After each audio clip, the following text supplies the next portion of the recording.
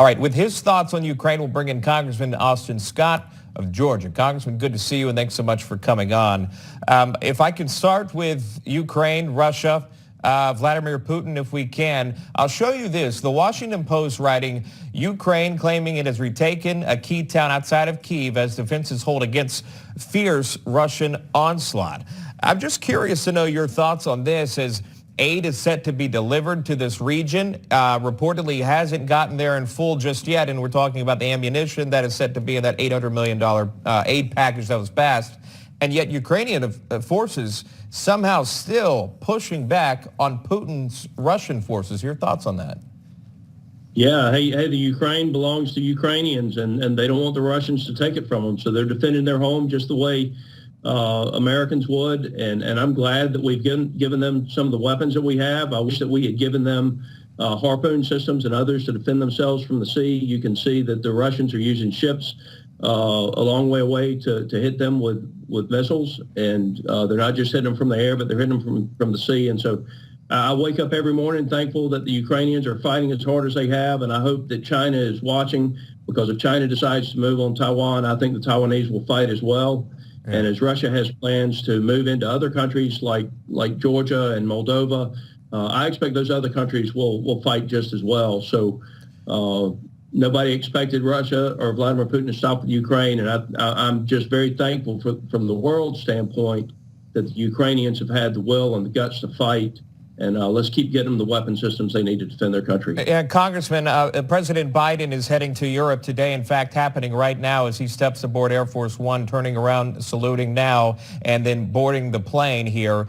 He is again heading to an emergency NATO summit right now at this very moment. You're watching it live at Joint Base Andrews as he boards again Air Force One, entering the plane here, should depart moments from now. Again, he's heading to Brussels for this emergency NATO meeting as we pull out here of the shot. I'm curious to know, Congressman, your thoughts here on this meeting with NATO as President Biden makes his way there. There hasn't been much success in terms of Vice President Kamala Harris visiting Europe, other than perhaps making an appearance and making a statement that we stand with Poland and other countries that are taking in refugees. But what do you hope to hear from NATO and specifically President Biden during this trip? Yeah, well, I hope it's more than just some comments about the passage of time, if you will, like we got from Vice President Harris the other day. But these are very serious issues, and we are one of the countries in NATO. And so a couple of things that I hope the president will do. First and foremost, I hope he'll listen. I hope he'll listen to our allies in the Baltic states and what they see Russia doing with regard to the information wars and attacks on them in their homeland. While they may not be with what we think of as military weapons right now, Russia has continued to use cyber and other things against many of our NATO allies. So I hope that he will listen to what Russia has been doing in a lot of our NATO allied countries, instead of just tell our partners in NATO what we will and what we won't do. The other thing is, I hope there's a tremendous amount of resolve for getting humanitarian aid into the different parts of Ukraine. Now, this needs to be done with the UN as well as NATO, and predominantly a UN mission, I believe, in getting the aid in there. But we need to be having more votes, not just in NATO on what we're going to do with regard to Ukraine, but we need to be seeing more action with the United Nations with regard to the humanitarian aid. All of the people in Ukraine, there are certain basic necessities that every human being needs every single day, and one of them is food. And so as the food supplies dry up in the country, somebody's going to have to deliver food to the parts of Ukraine that are war-torn. And so, again, it's a combination of NATO and the UN, but I hope the president listens to what our NATO partners are telling him with regard to the risk to NATO from Russia. The president is set to arrive in Brussels, for that, again, NATO meeting, again, just you saw there on your screen. But also, as you mentioned, the humanitarian crisis, Poland taking in millions of refugees. They are the major European country that are doing so. Many are, by the way, at this hour. And I mentioned Poland because President Biden will visit Poland, I believe, on Friday. How significant is a visit from a sitting president to Poland at this time? And your hope for it as well?